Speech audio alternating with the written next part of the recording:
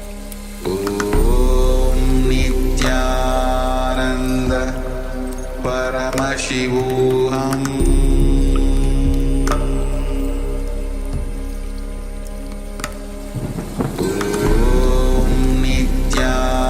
Nithyananda Paramashivoham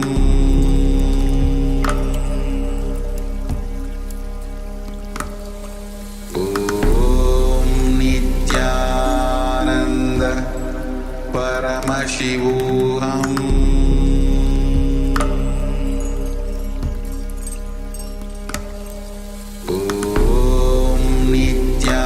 Nithyananda Paramashivoham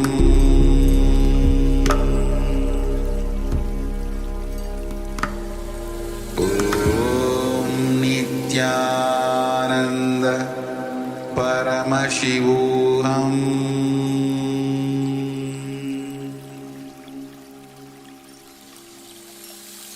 I bless you all. Let you all open all your three eyes.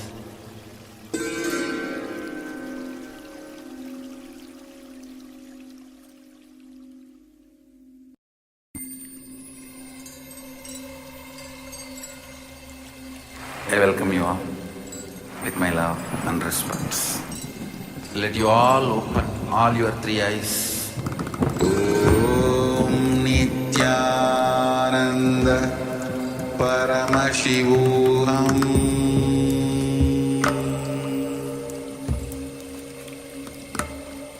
Om Nithyananda Paramashivoham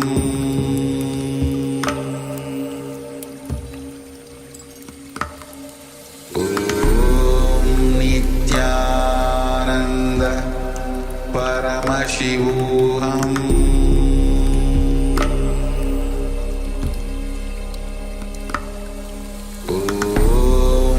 Nithyananda Paramashivoham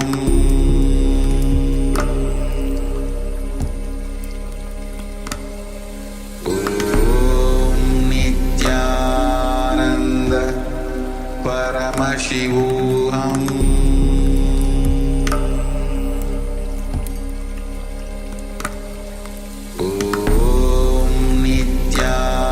Nithyananda Paramashivoham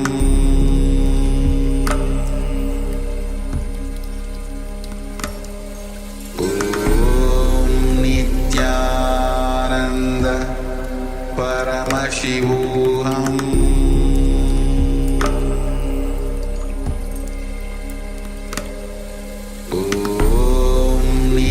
Nithyananda Paramashivoham Nithyananda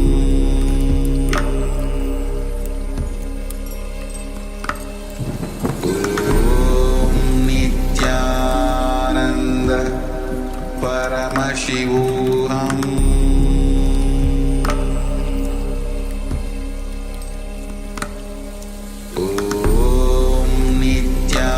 Nithyananda Paramashivoham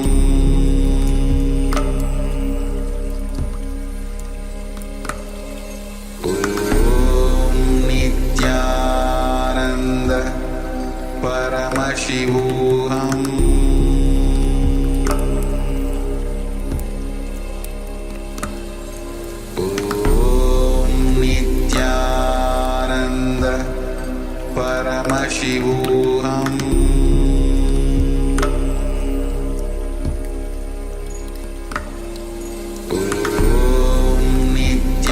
Nithyananda Paramashivoham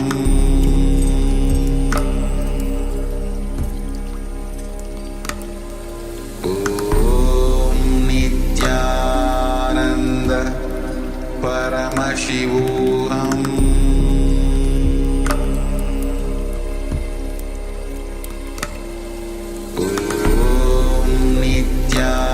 Nithyananda Paramashivoham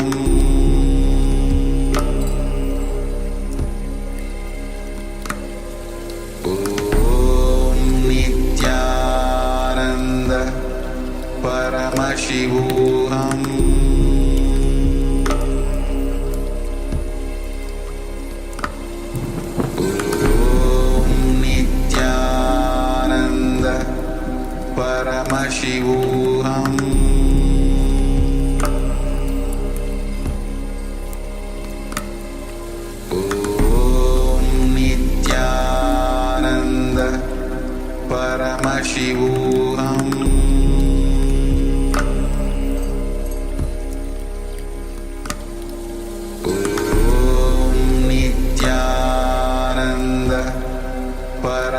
Paramashivoham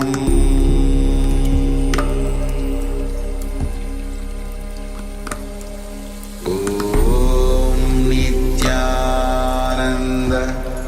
Paramashivoham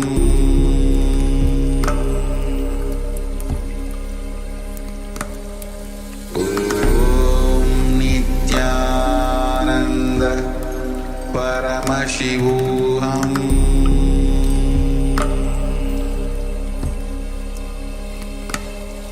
Om Nithyananda Paramashivoham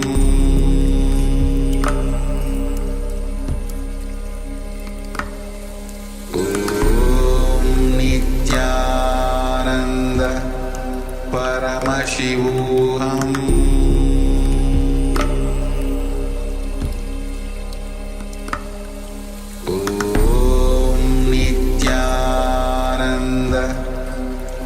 Paramashivoham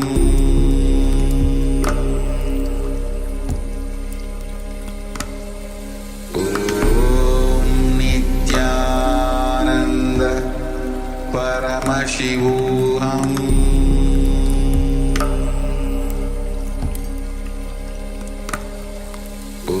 Om Nithyananda Paramashivoham Paramashivoham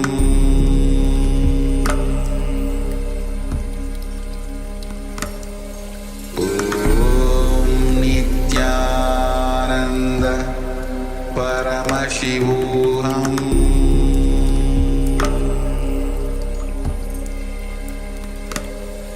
Om Nithyananda Paramashivoham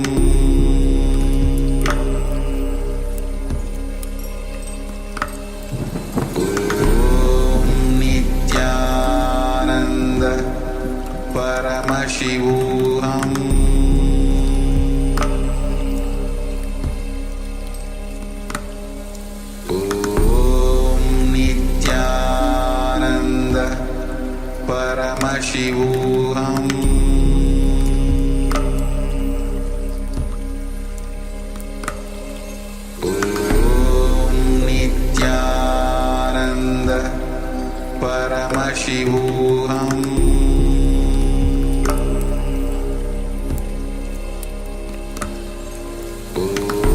Om Nithyananda Paramashivoham Paramashivoham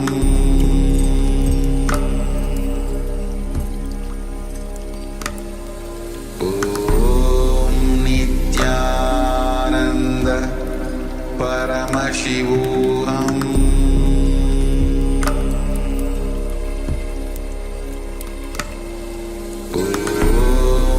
Nithyananda Paramashivoham Paramashivoham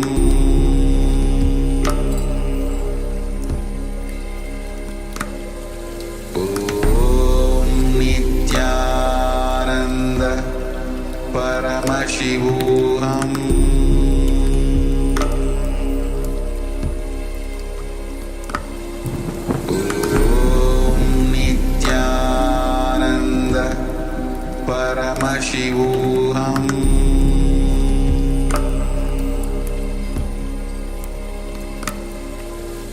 Om Nithyananda Paramashivoham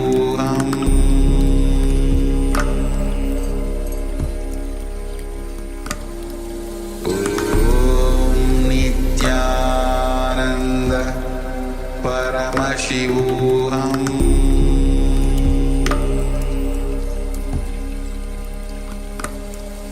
Om Nithyananda Paramashivoham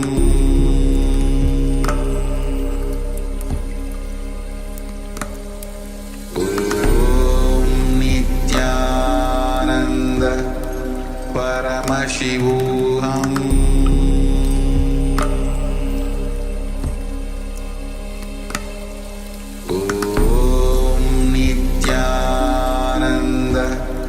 Paramashivoham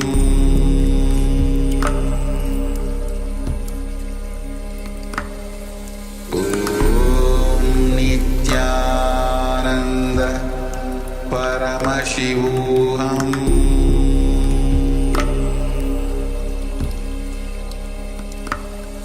Om Nithyananda Paramashivoham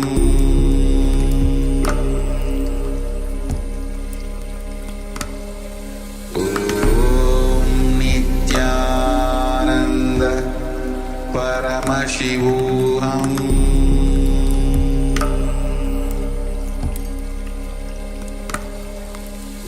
Om Nithyananda Paramashivoham Om Nithyananda Paramashivoham Paramashivoham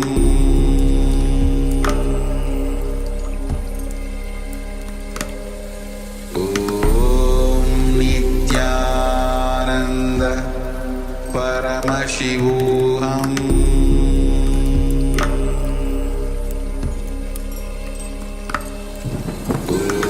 Om Nithyananda Paramashivoham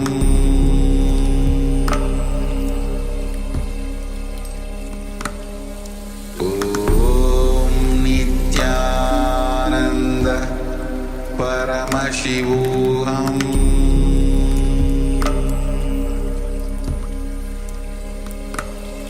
Om Nithyananda Paramashivoham Om Nithyananda Paramashivoham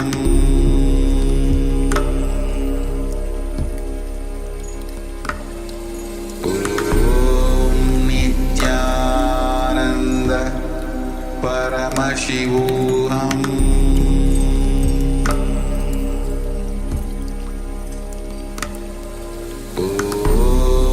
Nithyananda Paramashivoham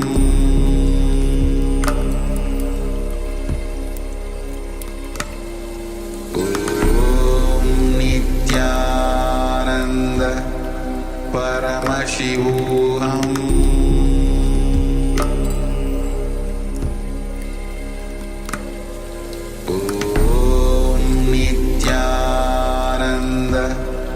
Paramashivoham Om Nithyananda Paramashivoham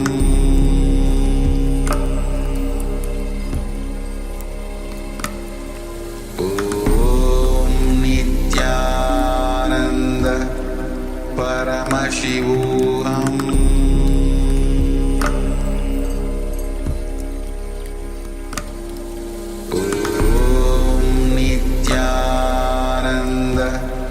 Paramashivoham Om Nithyananda Paramashivoham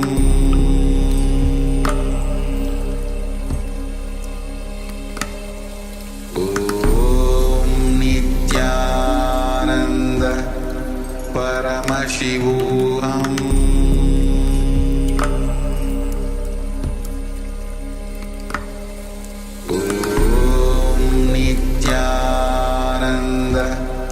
Paramashivoham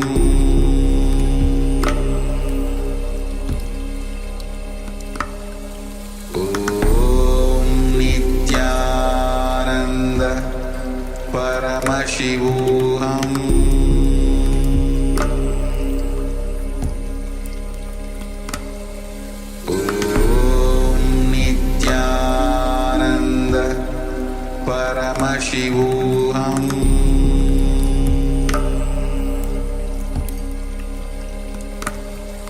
Om Nithyananda Paramashivoham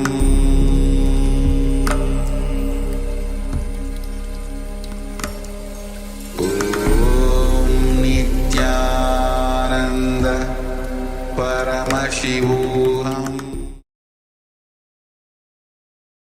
Nandam.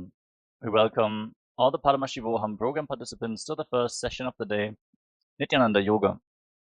We are going to perform the Pratama Vinyasa Krama and the Dvitiya Vinyasa Krama, the 108 and 308 asana sequences. Requesting all the participants to please settle down on your yoga mat. Have your Panchavatam and Udani ready, 1 cup and a spoon, and some water for the ritualistic cleansing. Apply the Vibhuti and Kumkum.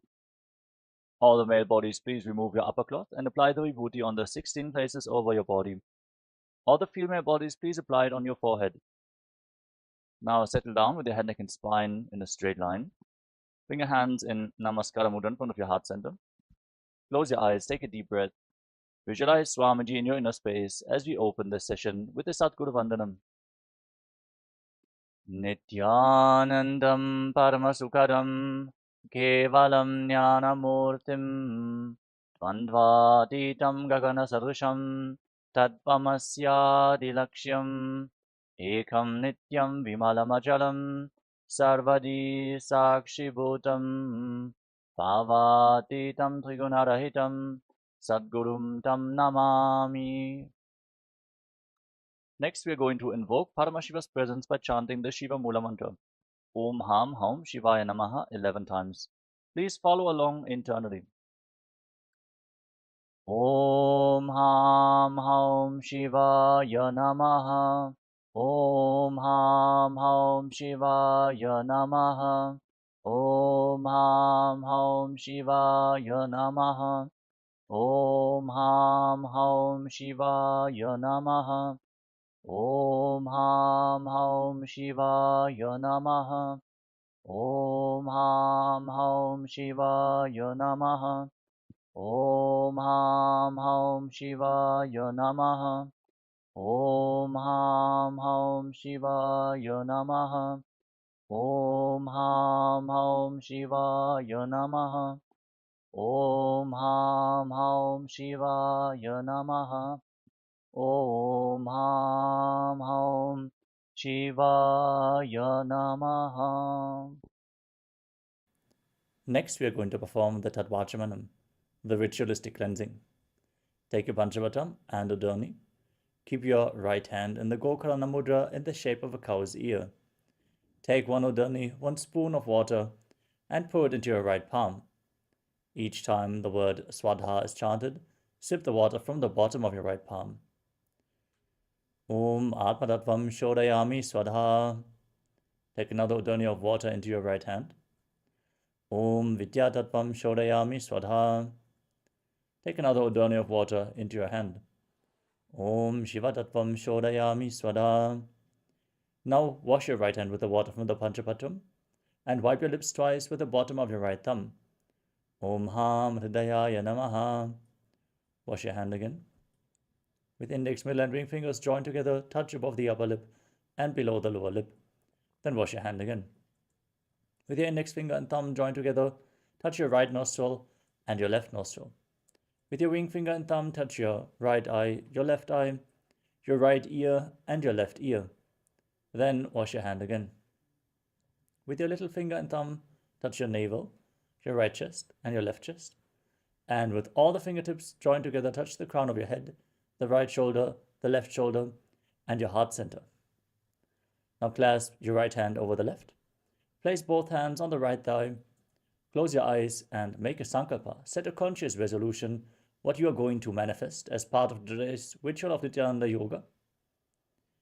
Hold this visualization as we hold the space to manifest a yogic body and a Vedic mind and chant the sankalpa mantra.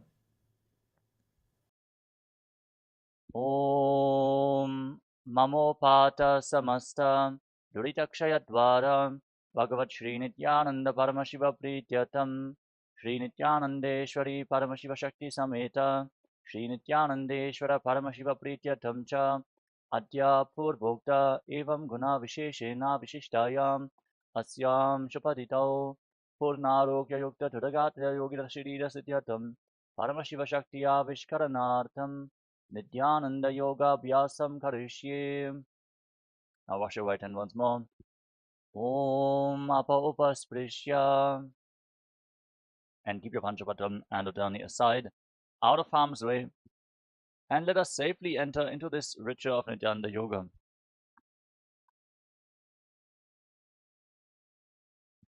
Starting off with the first asana of the sequence, Sukhasana. Sit in a comfortable cross-legged position and keep your head, neck and spine in a straight line. Place your hands on top of the knees in Bindu Mudra with index fingers and thumbs together. Engage Mahamudra Bandha, all three bandhas. The root lock, Mula Bandha, contracting the perineal floor and pulling it inwards. Uddiyana Bandha, contracting the abdominal muscles above and below the navel and pulling your stomach in and up towards your spine. And the Jalandhara Bandha, the throat lock, tucking your chin to the chest firmly while internally contracting your throat muscles. Again, all the three bandhas form Mahamudra Bandha. Now visualize Lord Shiva in your inner space and breathe in Samana Kumbhakam. Inhale fully into your navel region and hold your breath. Visualize a flame being formed in your stomach rising upwards. And internally chant the first japa of the sequence, Soham. Visualize the japa rotating around your throat in a circular manner, cleansing your Vishuddhi chakra and activating Vak Shakti, the power of speech.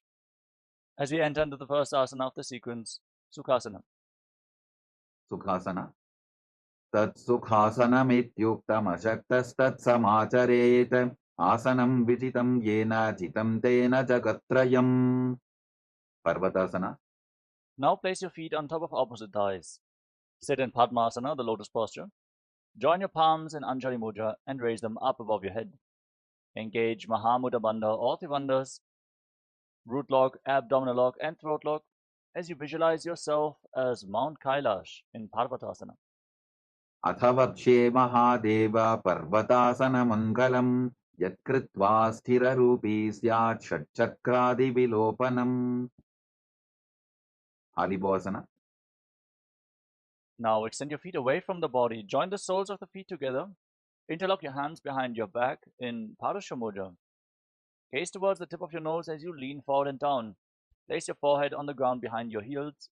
Engage Mahamudra Bandha, all three bandhas, and visualize Swamiji in your inner space.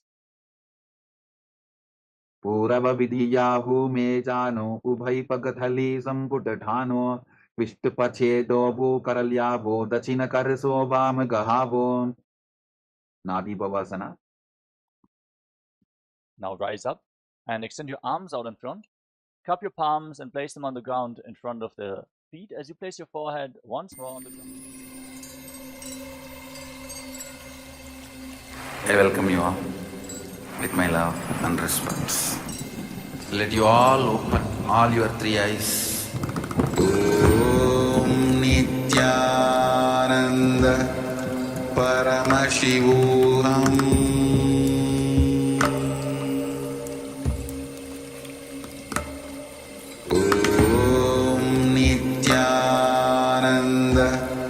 Paramashivoham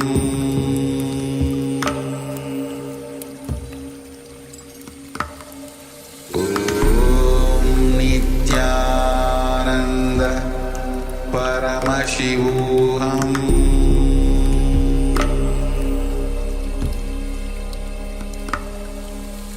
Om Nithyananda Paramashivoham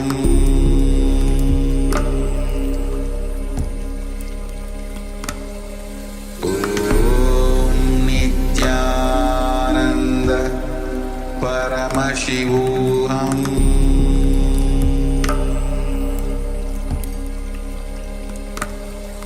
Om Nithyananda Paramashivoham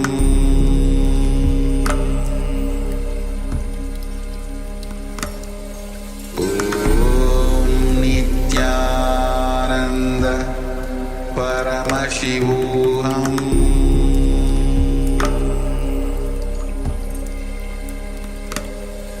Om Nithyananda Paramashivoham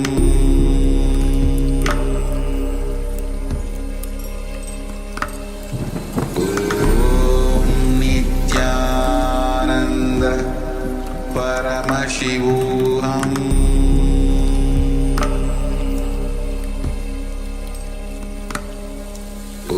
Om Nithyananda Paramashivoham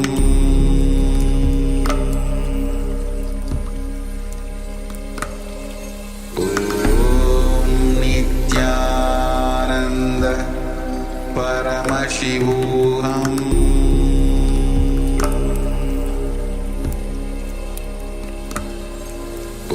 Om Nithyananda Paramashivoham Om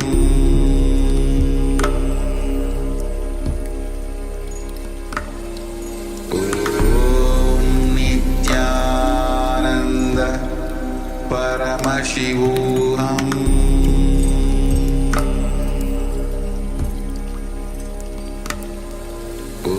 Om Nithyananda Paramashivoham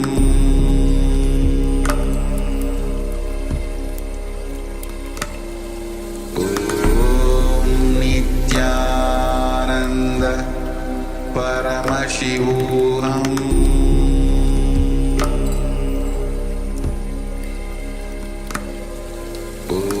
Om Nithyananda Paramashivoham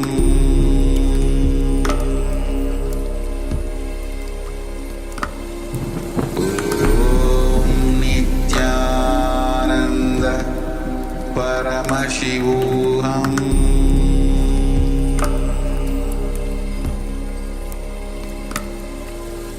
Om Nithyananda Paramashivoham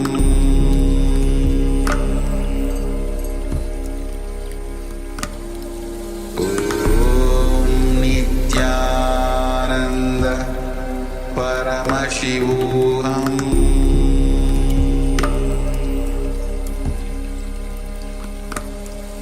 Om Nithyananda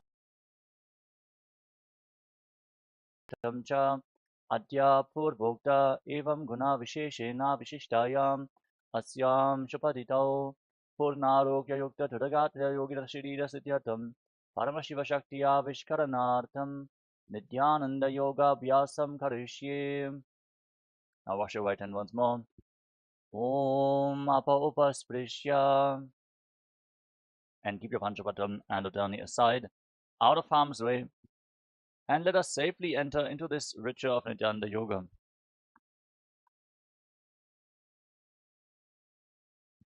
Starting off with the first asana of the sequence, Sukhasana. Sit in a comfortable cross-legged position and keep your head, neck and spine in a straight line. Place your hands on top of the knees in Bindu Mudra with index fingers and thumbs together. Engage Mahamudra Bandha, all three bandhas. The root lock, Mula Bandha, contracting the perineal floor and pulling it inwards. Uddiyana Bandha, contracting the abdominal muscles above and below the navel and pulling your stomach in and up towards your spine. And the Jalandhara Bandha, the throat lock, tucking your chin to the chest firmly while internally contracting your throat muscles. Again, all the three bandhas form Mahamudra Bandha. Now visualize Lord Shiva in your inner space and breathe in Samana Kumbhakam. Inhale fully into your navel region and hold your breath. Visualize a flame being formed in your stomach rising upwards. And internally chant the first japa of the sequence, Soham. Visualize the japa rotating around your throat in a circular manner, cleansing your Vishuddhi chakra and activating Vak Shakti, the power of speech. As we enter into the first asana of the sequence, Sukhasana. Sukhasana. Tat Sukhasanamityuktam Ashaktastat Asanam Vijitam Yena Jitam Tena Jagatrayam. Parvatasana. Now place your feet on top of opposite thighs. Sit in Padmasana, the lotus posture. Join your palms in Anjali Mudra and raise them up above your head. Engage Mahamudra Bandha or Tribandhas, root lock, abdominal lock, and throat lock as you visualize yourself as Mount Kailash in Parvatasana. Athavakshe Mahadeva Parvatasana Mangalam Yatkritva Sthira Rupi Syat Shatchakradi Vilopanam. Adibhasana. Now extend your feet away from the body. Join the soles of the feet together. Interlock your hands behind your back in Parasha Mudra. Gaze towards the tip of your nose as you lean forward and down. Place your forehead on the ground behind your heels. Engage Mahamudra Bandha or Tribandhas and visualize Swamiji in your inner space. Purava Vidiyahu Mejano Ubhai Pagathali Samputatano Vishtupachedo Bukaralyavo Dachina Karso Vam Gahavo. Nadi Bhavasana. Now rise up and extend your arms out in front. Cup your palms and place them on the ground in front of the feet as you place your forehead once more on the ground behind the heels. Gaze towards the tip of the nose. Engage Mahamudra Bandha or Tribandhas and visualize yourself as a snake. Purava Vidhi Pari Agane Nito Ho Bikahu Nipanasyo Lagagi Hatha Agane Dharti Lagave Pasari Dobo Hataki Anjuli Kare. Kokilasana. Now rise up. Bring your hands into Prana Mudra. Extend index and middle fingers and hold on to little and ring fingers with your thumbs. Then catch your big toes. Extend your legs forward and up straight. And then cross your legs into Padmasana and lean forward and down onto your elbows. Engage Mahamudra Bandha and visualize yourself as a bird. Athan Yadasanam Vakshye Yena Siddho Bhavennaraha Akasmad Vayu Sancharam Kokilakshyasanena Cha. Nithyananda. Rise up. Now place one foot on top of the opposite knee and the other foot below the opposite knee. Hold on to opposite elbows and start rotating your arms in wide circles. Engage Mahamudra Bandha or Tribandhas, gaze to your nose and visualize Swamiji in your inner space. And every once in a while change the direction of the movement in Nithyananda. Goda Bama Padiki Ashamahili Soja Dachicharan Kobara Lota Parikul Prasamoja Vama Padako Mahilo Bahuro Pajutana Tapari Goda Dachiki Ashabarali Dhana. Gajasana. Now place your palms flat on the ground in front of you and raise your hips up high. Scoop your head and chest forward and down again and again as you pull your stomach in and up in Uddiyana Bandha. And visualize yourself as an elephant in Gajasana, the elephant pose.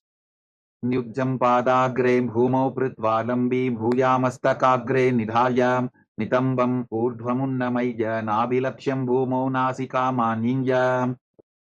Vrikshasana. Now from the same posture, alternate pushing one heel to the ground while lifting the other heel up again and again. Engage Uddiyana Bandha, the abdominal lock, and visualize yourself as a bear. Ekaikam Padamapuncha Gajasanam Kuryat Vrikshasanam Bhavati. Vaishasana. Now rise up. Stand on the tips of the big toes if you can, otherwise you can stand on the tips of your toes. Bring your hands in front of your chest in Hridaya Mudra with index, middle and ring fingers joined together. Keep your elbows raised, put your stomach in and up in Uddiyana Bandha, and visualize Swamiji in Vaishyasana. Keshena Padayugalam Bandvatishte Dadho Mukha Atha Vaishyabakshe Yatkritva Satyavan Bhavet. Next up is Urdhva Janukarana. Now stand in Arimandi, heels together, toes pointing outwards and knees bent. Remember Arimandi, we're going to perform it in various karanas of this sequence. Now bring your hands to the chest, elbows raised, then lift one knee up along the center of your body in a circular motion and follow along with the respective hand gracefully again and again.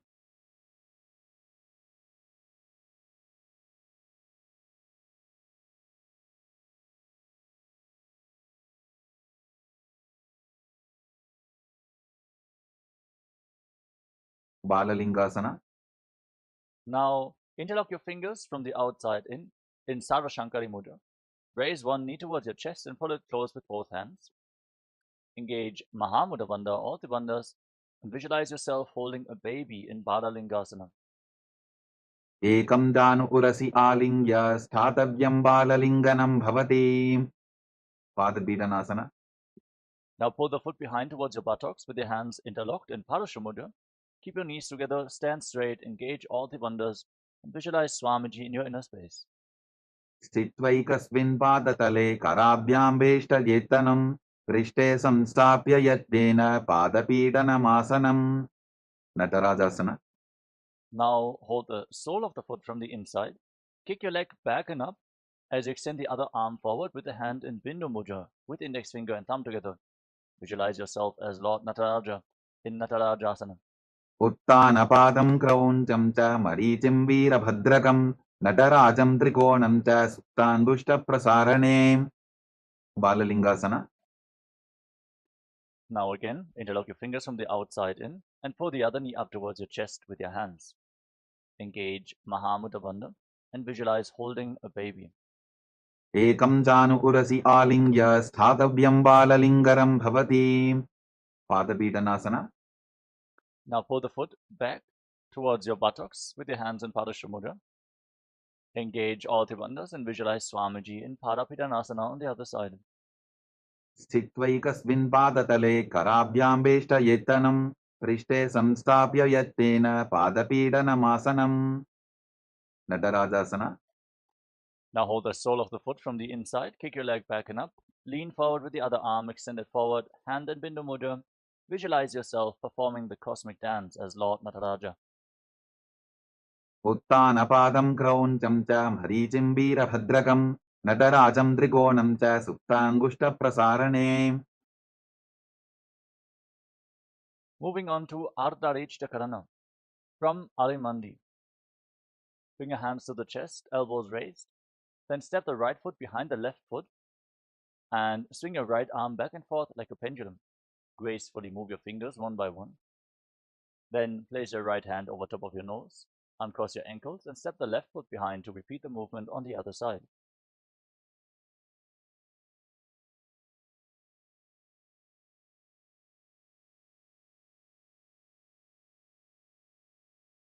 Moving on to the skeleton dance. Now, visualize yourself as a skeleton and shake your body intensely. Hold this visualization of being a skeleton and dance wildly. There's no muscles, no tissue, no skin holding you back, so move every bone of your body freely.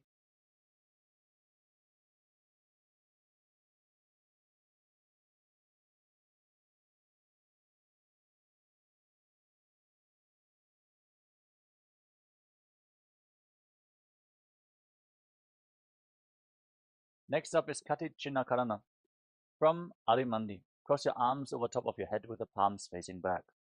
Turn your body to one side and open up your arms over top of your head. Return to the center, cross your arms, open them up to both sides again and again as you follow along with your breath.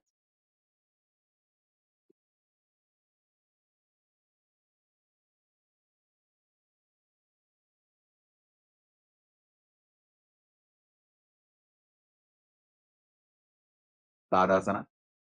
Now rise up onto the tips of your big toes with your hands raised over top of your head, palms facing each other. Engage Mahamudra Bandha, all the bandhas, and visualize yourself as a palm tree as you internally chant the new japa, Shivoham, in Tadasana.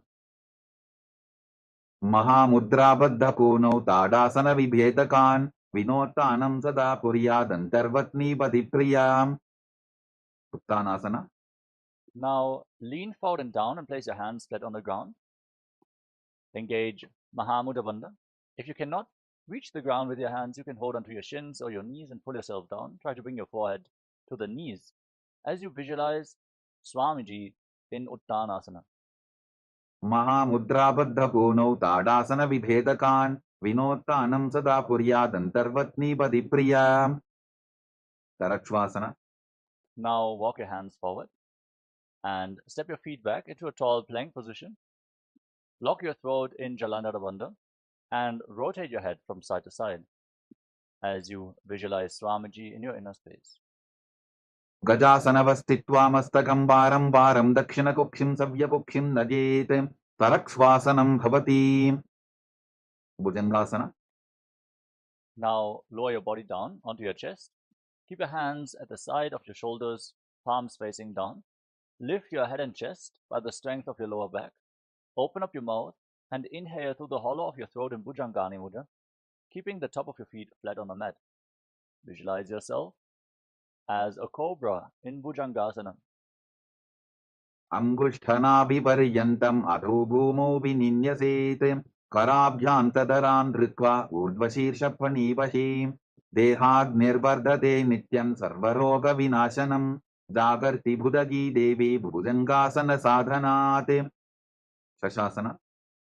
Now push your hands into the ground, lift your body back up into a plank position, and alternate pulling one knee in towards your chest back and forth. Breathe calmly through your nose and lead the prana along your spine, and hold the energy in the various energy centers along your spine in Sahaja Kumbhaka as you visualize Swamiji in your inner space. गजासन संस्थितौ जानुद्वयमाकुञ्च वारं वारं कर्तव्यं शशासनं भवति तथासन. Now step one foot forward in between the two hands. Simultaneously jump the front foot back and bring the other foot forward again and again. Visualize yourself as a chariot in Rathasana. गजासन संस्थितो एकैकं पादं पूर्वमार्गेण भ्रामयित्वा कर्तव्यं तथासनं भवति Virabhadrasana. Now with one foot forward, rise up. Keep the back foot facing sideways. Bend the front knee at a 90-degree angle and raise your arms up parallel above your head. Engage Uddiyana Bandha, the abdominal lock. Hold on to weights if you want to intensify this asana.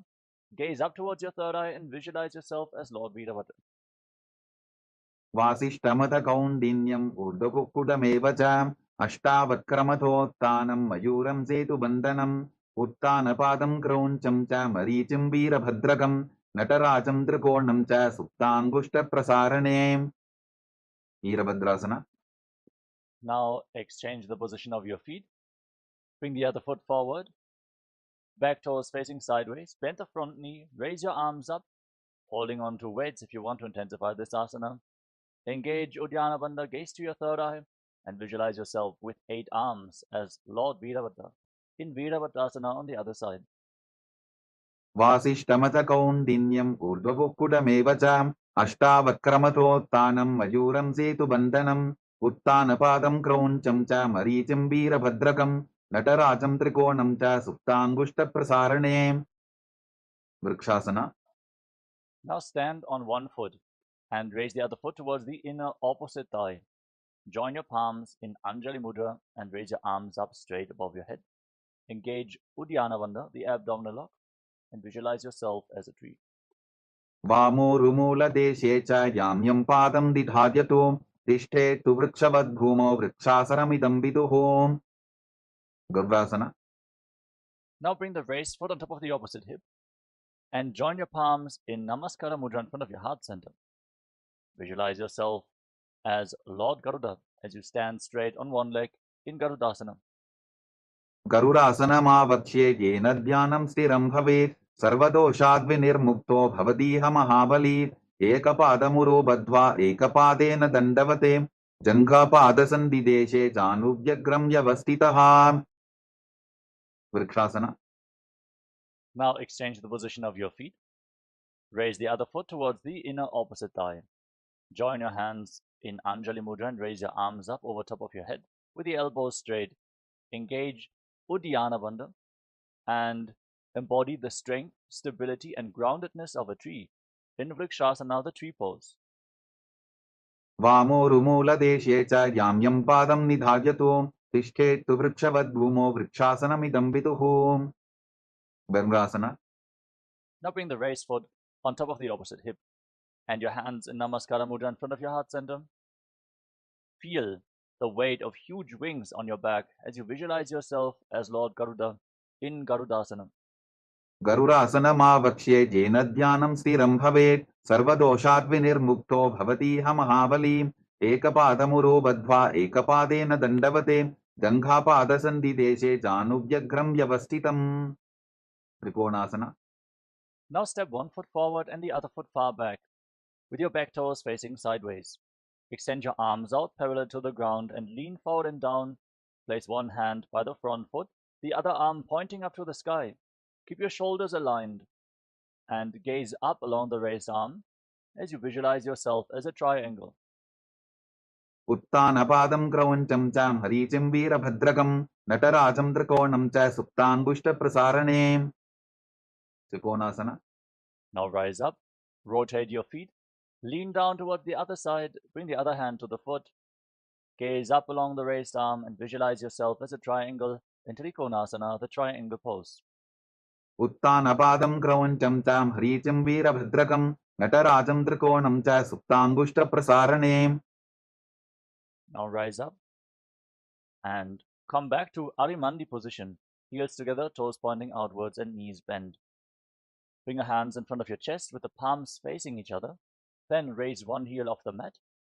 Stomp the raised heel down, lift the other heel up, and exchange the position of your hands in front of your chest again and again in Nikuttaka Karana.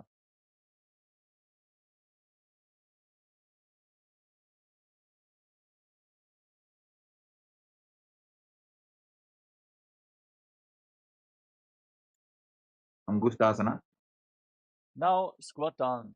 Raise your heels off the mat and sit on raised heels with your perineum. Keep your knees off the ground and join the knees together.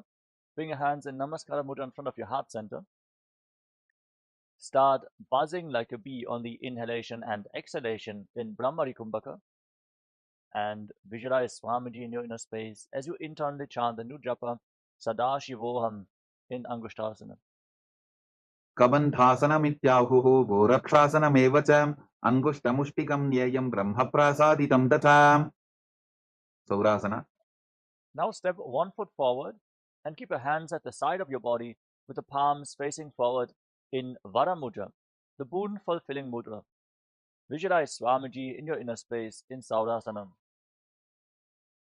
प्रसार्यैकं पादतलं संस्थाप्यत्वेकपादकं विधुननासना.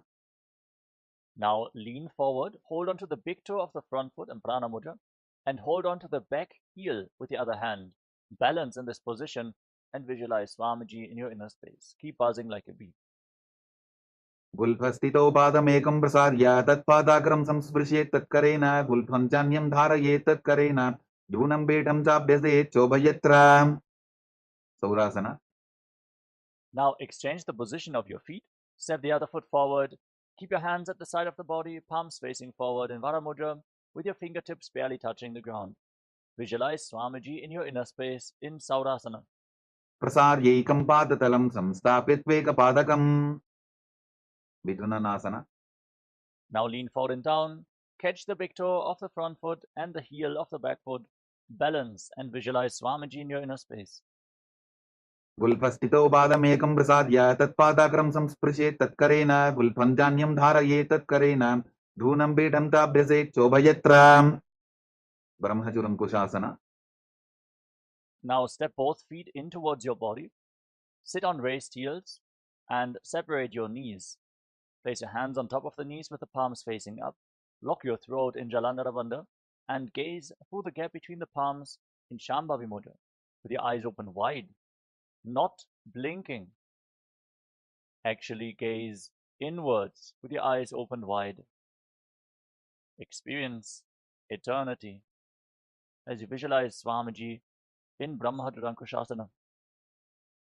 दोबू फणापानी होए वैसे AD तो बुदानी वैसे कोरबक दलिया की माहिली Ayush माहेरा शेमिली. कपिलासना. Now drop your knees to the ground. Keep your toes tucked and sit on raised heels. Place your hands flat on your thighs and pull your stomach in and up in Uddiyana Bandha. Gaze towards the tip of the nose and visualize yourself as sage Kapila Muni, the founder of Mahanidvani Akara, our Akara, in Kapilasana. उभई पकथली समठहरावे तिनको माहिली core मिलावे फनापानी cooker होए वैसे AD तो बूजोनी निवैसे. भद्रकोरकासना. Now, maintain your body in the same position. Shift your gaze up towards your third eye and visualize Swamiji in your inner space, the Supreme Pontiff of Hinduism, Mahamandaleshwara of Mahanidvani Akara, in Bhadragodakasana. दोवोपकतली संपुट करे कोरवारली भूपरि धरे कोरवारली Rafe ऐसे तापरी मूलद्वार डिगी बैसे सूर्यासना. Now raise your knees off the ground and join the soles of your feet together. Keep the knees wide apart. Join your thumbs and little fingers and open up your palms resembling a lotus flower in Padma Mudra. Raise your arms up over top of your head and gaze up through the gap between the palms as if you're offering flowers to Lord Surya. Engage Uddiyana Bandha, the abdominal lock, and visualize Lord Surya in your inner space. एडी दोवो बुता दरियाने फना पानी बैठक पुन निठाने गोड़ा जंगा अधर करी रहे आडे वाम इसी विधि कहे मंडुकासना. Now drop your knees to the ground. Place the top of the feet flat on the mat and sit in between your heels with your toes touching behind your back. Place your hands on your knees. Push your tongue up flat against the palate of your mouth in Manduki Mudra. Gaze towards your third eye and breathe calmly through your nose in Sahadra Kumbhaka as you visualize yourself as a frog. पाद तलौ पृष्ठ देशे अंगुष्टे द्वे च संस्पृशेत् जानु युग्मं पुरस्कृत्य साधयेन्मण्डुकासनम्. उत्तान मंडुकासना. Maintain your legs in the same position. Bring your arms up and cross them behind your back, holding onto opposite shoulders. Push your elbows against your head. Engage Uddiyana Bandha. Gaze towards your third eye. Push your tongue up in Manduki Mudra and visualize yourself as a frog in Uttana Mandukasana. मंडुकासन मध्यस्थं कोटपराभ्यां धृतं शिरः एतद्भ्येकवदुत्तानम् एतदुत्तान मंडुकम्. सिंहासना. Now cross your feet and sit on the raised heel. Keep your knees slightly separate. Place your hands flat on top of the knees. Gaze towards the tip of your nose and stick your tongue out. Exhale forcefully through your mouth again and again. Roar like a lion in Simhasana. दक्षिणं सव्यपुल्भेन दक्षिणेन तथेतरम् हस्तौश्च जान्वो संस्थाप्य स्वाङ्गुलीश्च प्रसार्य च. भद्रासना. Now, keep your knees wide apart and join the soles of the feet together behind your back with your toes pointing backwards. Cross your arms behind your back and hold on to opposite big toes in Prana Mudra with index and middle fingers. Lock your throat in Jalandhara Bandha. Gaze towards the tip of the nose and visualize Swamiji in your inner space in Bhadrasana as you return to buzzing like a bee on in and exhalation in Brahmari Kumbhaka. गुल्फौ तवृषणस्याधो व्युत्क्रमेण समाहितः पादाङ्गुष्ठौ कराभ्यां च धृत्वा च पृष्ठदेशतः. काकाबुसन्ध्यासना. Now place your feet flat on the ground and bring your arms in between the legs. Wrap your arms around your legs and behind your back. Try to interlock your fingers in Parasha Mudra as you gaze towards the tip of the nose and visualize yourself as a crow. प्रथमे बेसकोकड़ठाने दोवो हाथ पकम वीच आने तिनको मोड़ी नल्या परिल्यावे पिष्टपछे काकसी करावे. कानिपोआसना. Now place your palms flat on the ground and bring your knees on top of your arms towards your armpits. Raise your hips, lean forward, find balance, and then lift your feet off the mat. Balance on your arms as you visualize Swamiji in Kanipavasana. आसन को गुण आशीर्षिता होगी तो आची होई. कपालियासना.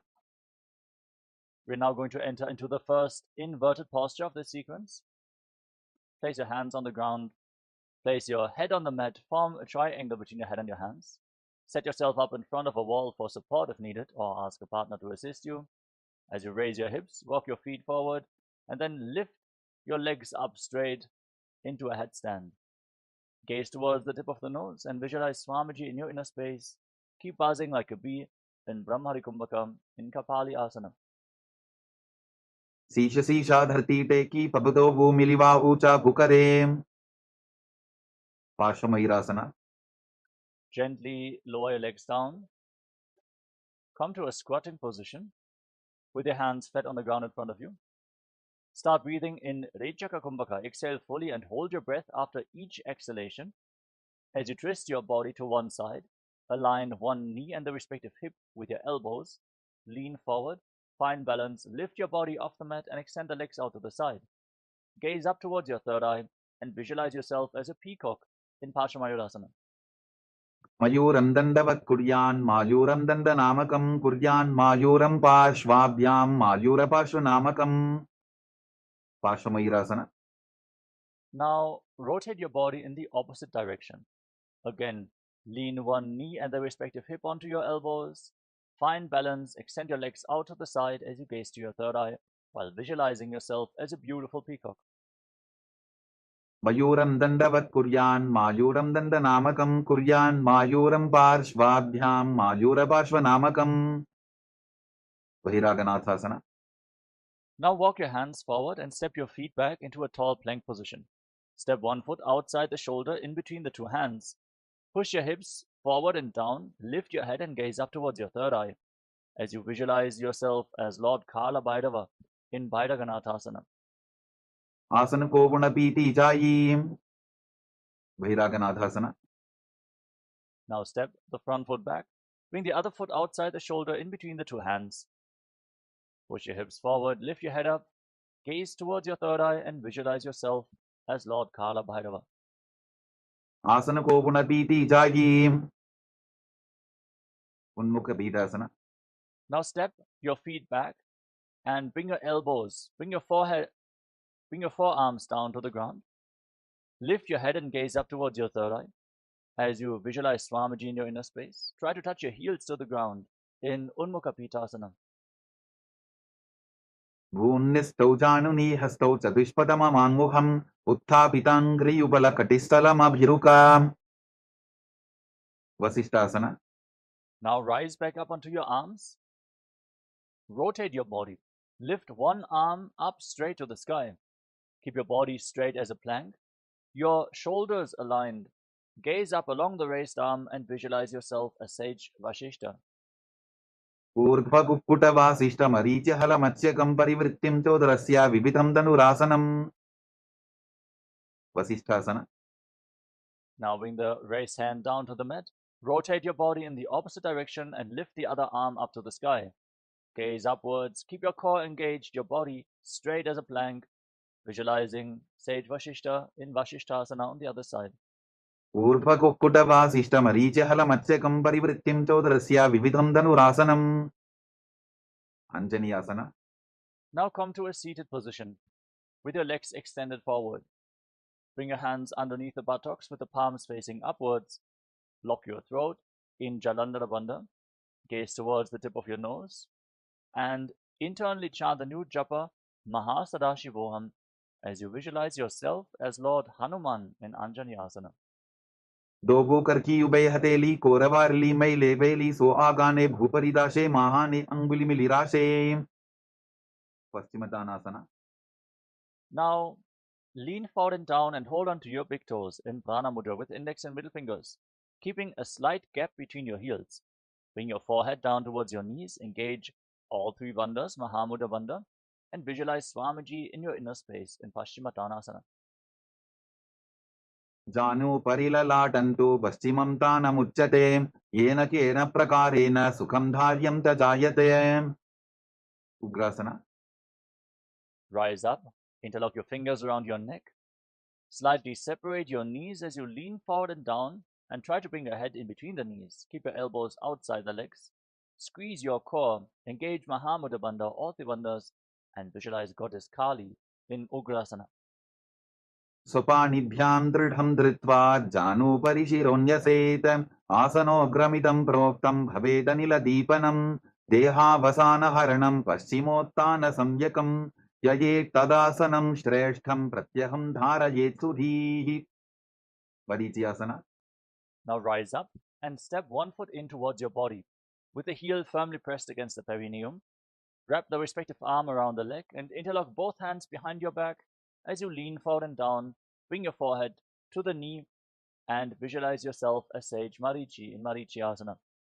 उत्तानपादं क्रौञ्चं च मरीचिं वीरभद्रकं नटराजं त्रिकोणं च सुप्ताङ्गुष्ठप्रसारणे महामुद्रासना. Now rise up, drop the raised knee to the side with the heel firmly pressed against your perineum. Lean forward and down and hold onto the front foot with both hands. Engage Mahamudra Bandha, all three bandhas. Gaze to your nose, visualize Swamiji in your inner space. Internally, Repeat the japa Mahasadashivoham in Mahamudrasana.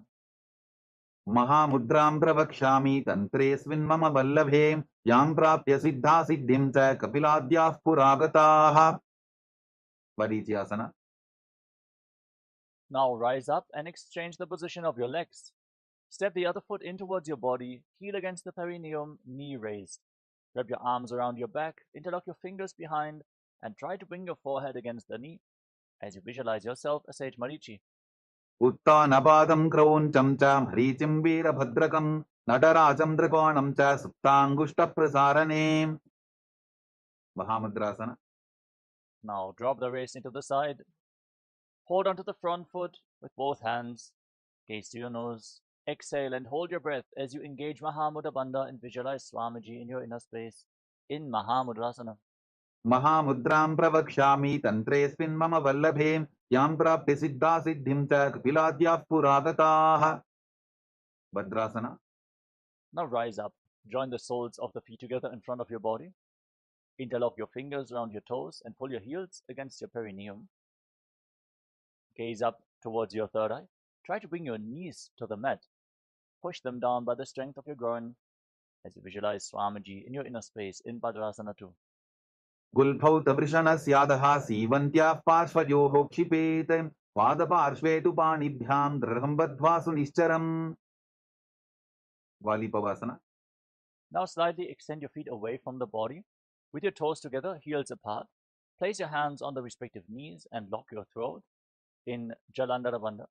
Gaze towards the tip of your nose and visualize Swamiji in Valipavasana. पूरवचर पिटचोक कख्यो सोही वाही बिटी चोकी जे सोई जामे AD भिन्न जराशे अंगुल 8 अंतरो राशे. Donyasana. Now bring your feet back in towards your body. Hold onto the soles of the feet with all 10 fingers. Then lean forward and down. Place your forehead and your elbows on the ground.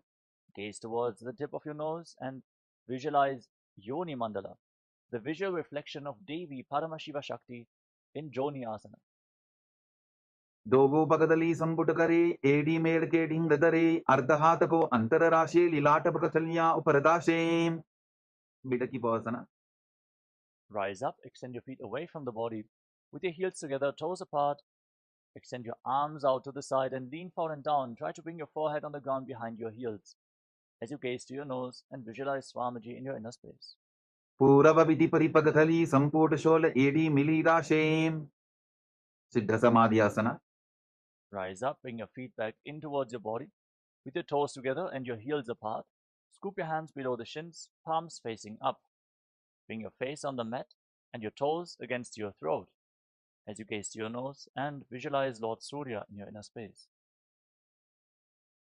दोगो पगदली संपुट करे सोले मेढ़ आगा मेधरे अंगुल 8 अंतरो राशे AD को ऐसे विदिताशे. की पवसना. Now rise up. Bring your feet against your perineum, heels together, toes apart. As you hold onto the soles of the feet, open them up like a book and push your legs down with your elbows. Gaze towards the tip of the nose and visualize Swamiji in Chinaki Pavasana. दोगुपका की AD धरती मदिवा मेढ़ रगावे. सर्पचोकासना. Now with the soles of the feet firmly together, heels against your perineum, place your hands on the respective knees and gently push them down to the ground. Try to touch your knees to the mat. Pull your stomach in and up in Uddiyana Bandha. Gaze towards your third eye and visualize Swamiji in your inner space in Jarapata Chokasana. दोगो पगदली संपुट धारे आबाने कैजारे पसारे गोड़ा भूसो लगता राशे हाथ दोगो गोड़ा परिदाशे. भैरवासना. Now rotate your feet. Bring your toes to the mat and lift your heels off the ground with the soles of the feet together. Use the support of your hands. Then try to bring your knees down to the ground and place your hands on top of the knees in Bindu Mudra with index fingers and thumbs together. Pull your stomach in and up towards your spine firmly in Uddiyana Bandha. Gaze towards your third eye and visualize yourself as Lord Kala Bhairava in Bhairavasana. गुल्फौ संपीड्य चान्योन्यं विक्रमेणोत्थितं शनैः जान्वोः पार्श्वगतौ हस्तौ दण्डवद् भैरवासनम्. Samanasana. Relax. Now bring one heel against your perineum and the sole of the other foot against your chest with both hands. Gaze towards your third eye. Visualize Swamiji in your inner space. Fully exhale and hold your breath in the Muladhara Chakra in Samanasana. समानासनमावक्ष्ये सिद्धमन्त्रादिसाधनात् एकपादमरो दत्त्वा गुह्योऽन्यलिङ्गवत्रके उपानासना. Now lift the raised leg over top of the respective shoulder and keep your hands on the ground next to your body, extending the other leg forward and up. Gaze towards your third eye and visualize Swamiji in your inner space in Apanasana. केवलं पादमेकञ्च स्कन्धे चारोपे यत्ततः एकपादेन गगने तिष्ठेत्तदण्डवत्रभोन्. समानासना. Now bring the other heel against your perineum and lift the sole of the other foot against your chest. Gaze up towards your third eye and visualize Swamiji in your inner space in Samanasana. समानासनमावक्ष्ये सिद्धमन्त्रादिसाधनात् एकपादमरो दत्त्वा गुह्योऽन्यलिङ्गवत्रके. अपानासना. Now lift the leg over top of your shoulder, extend the opposite leg forward and up. Gaze towards your third eye and visualize Swamiji in your inner space. केवलं पादमेकञ्च स्कन्धे चारोपे यत्ततः एकपादेन गगने तिष्ठेत्तदण्डवत्रभोन्. गोमुखासना. Now stack your knees in front of your body with your heels outside opposite hips. Interlock your hands on the top knee in Paramashivoham. Gaze towards the tip of the nose and inhale through your teeth, making a hissing sound on the inhalation, exhaling through the nose. Internally chant the new japa, Om Nithyanandoham, as you visualize the face of a cow in Gomukhasana. सव्ये दक्षिणबुल्फन्तो पृष्ठपार्श्वेन योजयेत् दक्षिणेऽपि तथा सद्यं गोमुखं गोमुखं यथा. अनसूयासना. Now hold on to your big toes in Prana Mudra with index and middle fingers. Pull your stomach in and up towards your spine in Uddiyana Bandha and visualize yourself as Rishika Anasuya. दक्षिण कोटो नीचो ठाने बाबोता के ऊपर आने घोड़ा संधि मिलावे भारी आडा पद बुनिदे संधि पसारी. अनुसुयासना 2. Now interlock your hands behind your back in Parasha Mudra and lean forward and down. Bring your chin over your knees and try to touch your nose to the mat. As you fix your gaze at the tip of the nose, visualize yourself as Rishika Anasuya. जीमना पोता की संधि उपरिटा बागोड़ा की संधि मिलाई राशे घोड़ा से उले पकतल्यारो आरवाई सुधा राशे. गर्भासना 2. Now rise up, place the right foot flat on the mat with the left heel against your perineum. Place your hands on the respective knees, gaze towards the tip of the nose and visualize yourself as Lord Garuda. दावो बकमोड़ी येडी बाहिला बुल्फमूलद्वारनी सैदे. नारदासना. Now sit on the heel, interlock your hands around your neck and twist your elbows outside the raised knee. Gaze up towards your third eye and visualize yourself as sage Narada in Naradasana. पिष्टिजवाम बगदली केरी भूपरिता हिलवा वेभेरी घोड़ा सुरोफनो है जोगी छिपाशिती राशे सोगी. मत्स्यपीठकासना. Now place the left foot on top of the right thigh and raise the right knee. Wrap your arms around your legs. Hold on to the right big toe with your hand in Prana Mudra and hold on to the right shin with the left hand. Gaze towards the tip of the nose and visualize Matsya, the fish avatar of Lord Vishnu, in Matsya Pitakasana. वामेन वामाङ्गुष्टन्तो गृहीतं मज्जपीठकं योरि वामेन संबीज्य मेढ्रादुपरि दक्षिणम्. Gomukhasana. Now, once more, stack your knees in front of the body with the other knee on top this time. Place your hands interlocked on the top knee. Gaze towards the tip of the nose and sit in the shape of the face of a cow in Gomukhasana, the cow face posture. सव्ये दक्षिणबुल्फन्तो पृष्ठपार्श्वेन योजयेत् दक्षिणेऽपि तथा सद्यं गोमुखं गोमुखं यथा. अनसूयासना. Now hold on to your big toes in Prana Mudra with index and middle fingers. Pull your stomach in and up towards your spine, firmly in Uddiyana Bandha. Gaze to your nose and visualize yourself as Rishika Anasuya. दक्षिण कोटो नीचो ठाने बाबोता के ऊपर आने घोड़ा संधि मिलावे भारी आडा पद बुनिदे संधि पसारी. अनुसुयासना 2. Hold the visualization as you interlock your hands behind your back, lean forward and down, and bring your chin over the knee, the nose to the mat. Gaze towards your nose in Anasuyasana 2. जीमना कोदा की संधि उपरिटा बागोड़ा की संधि मिलाई राशे घोड़ा से उले पकतलियारो आरवाई सुधा राशे गर्भासना 2. Now rise up. Place the sole of the right foot on the mat, the right knee raised against your chest. Bring the left heel against your perineum. Hands on the knees. Gaze forward towards your nose and visualize yourself as Lord Garuda. Davo bakamodi edi bahila vilpamula dwarani saide. Naradasana. Now raise your perineum onto the heel. Sit on the heel. Interlock your hands around your neck and twist your elbows outside the raised knee. Gaze up towards your third eye and visualize yourself as Sage Narada in Naradasana. Pishtijavam Bagdali Keri Bhuparita Hilava Veperi Goda Sudo no Hejogi the Chipashiti Rashe Soyi Matsubita. Now place the right foot on top of the left thigh. Hold on to the left big toe and shin. Gaze towards the tip of the nose and visualize Matsyavatara of Mahavishnu in Matsya Pitakasana. Vamena Vamangustanto Grihitam Matsyavitakam Yori Vamena Sambidya Medratubari Dakshinam Matsendrasana. Now extend your legs out in front. Then place the left foot on top of the right thigh and raise the right knee. Twist your left elbow outside the raised knee and bring your left hand to your neck, the right hand on the ground behind you. Gaze up towards your third eye. As you place the right hand on the ground and visualize Sage Nithyananda, the master of Hatha Yoga. Uderam Paschima Bhasam Kritva Tishtati Yattatahanam Brangam Vamapadam Hi Takratanu Parinyaset. Ubasana.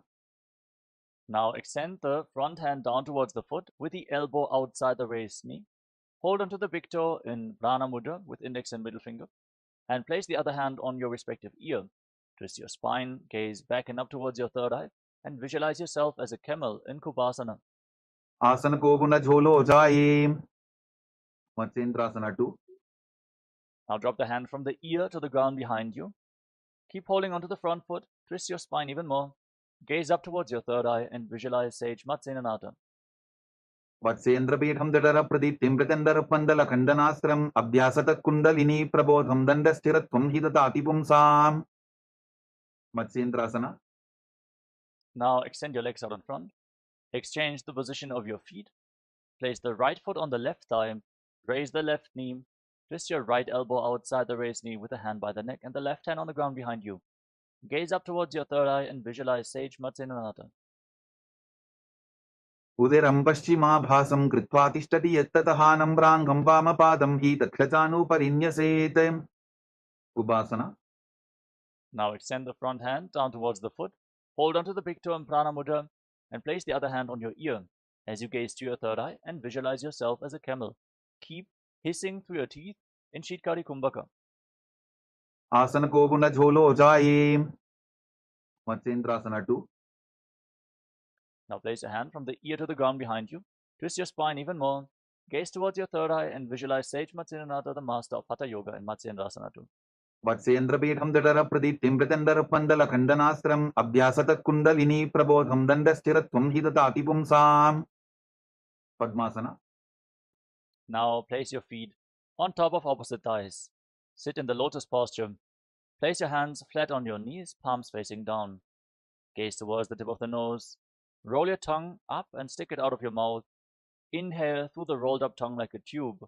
Exhale through the nose in Shitali Kumbhaka. Engage Mahamudra Bandha, all the bandhas.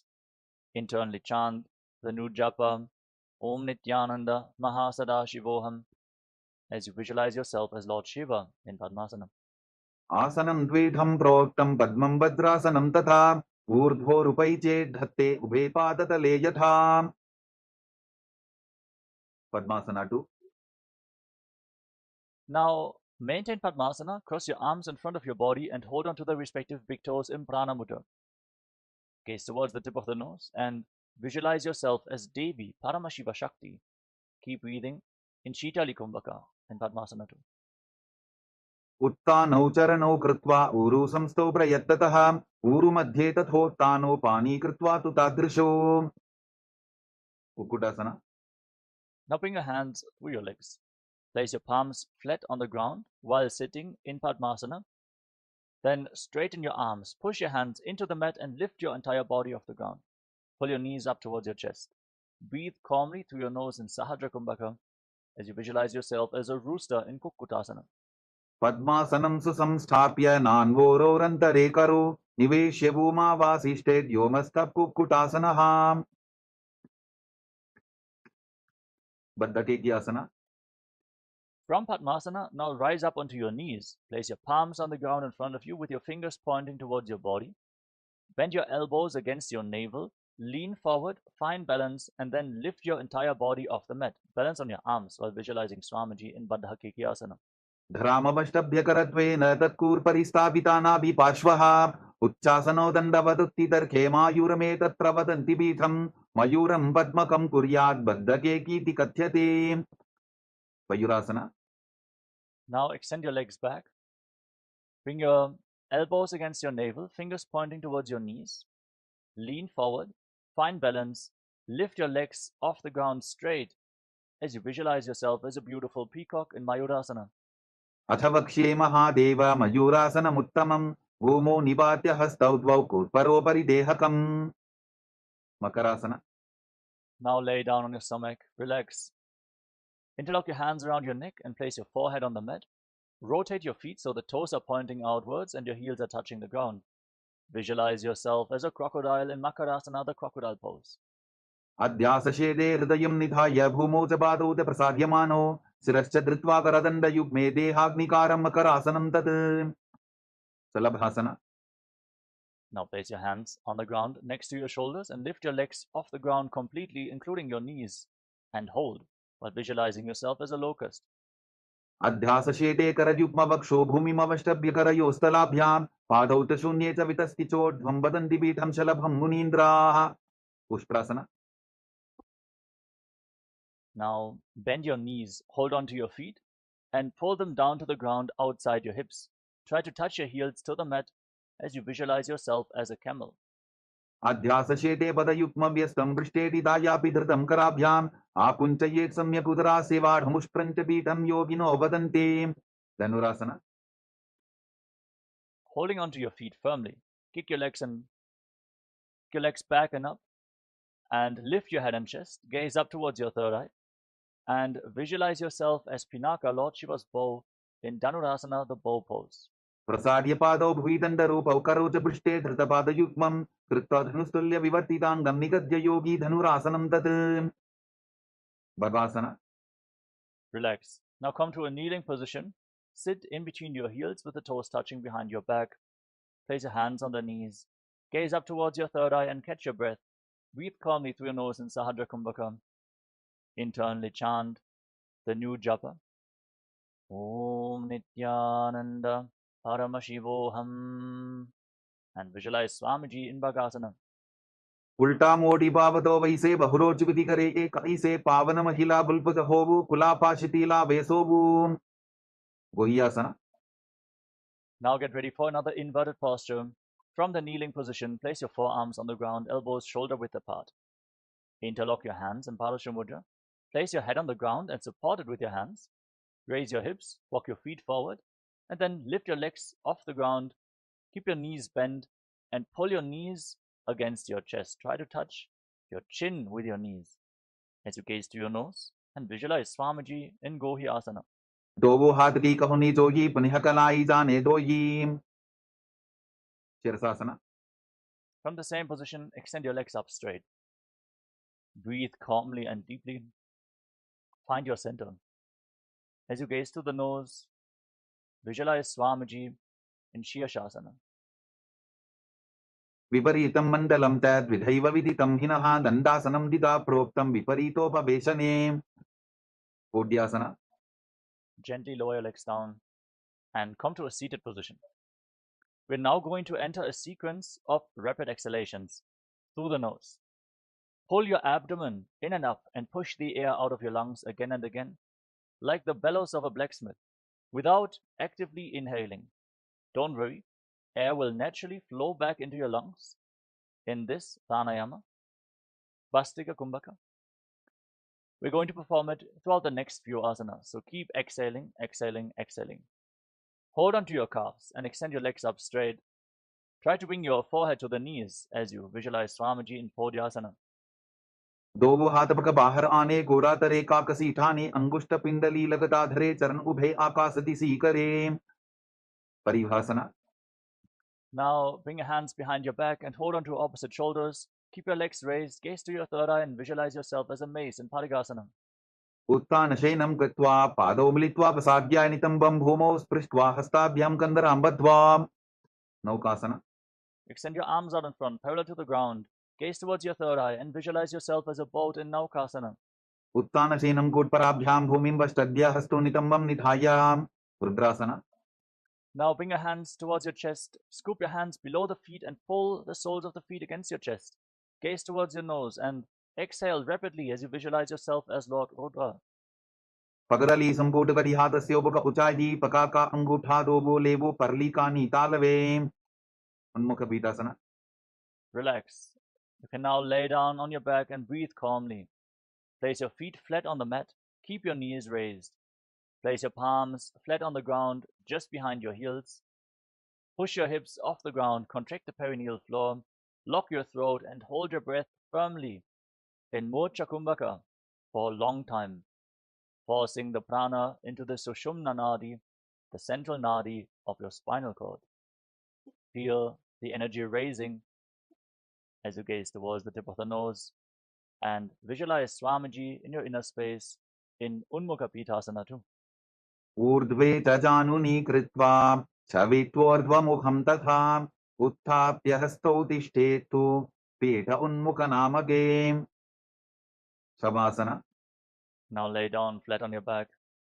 Keep your hands at the side of the hips with the palms facing up. Forcefully pull the awakened Kundalini Shakti up along your spine from the Muladhara chakra at the root of your spine to the Swadhisthana, the Manipuraka, Anahata chakra, to the Vishuddhi chakra, the Anya chakra, the third eye, all the way to the Sahasrara chakra on the crown of your head. Pierce the Brahmarandha and leave your body behind. Completely unclutch from your physical body. Lay completely still without any movements of the body and mind as we enter into a small meditation. Visualize that your body is dead and Swamiji is liberating you. Internally chant the Mahavakya. Om Nithyananda Paramashivoham in Shivasana. उत्तानं शववद्भूमौ शयनं तु शवासनं. शवासनं श्रान्तिहरं चित्तविश्रान्तिकारकम्.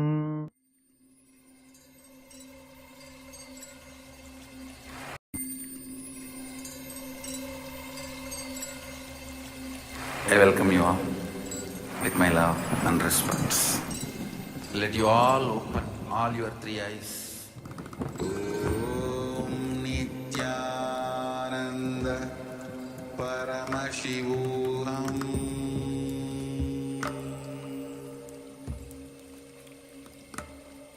Om Nithyananda Paramashivoham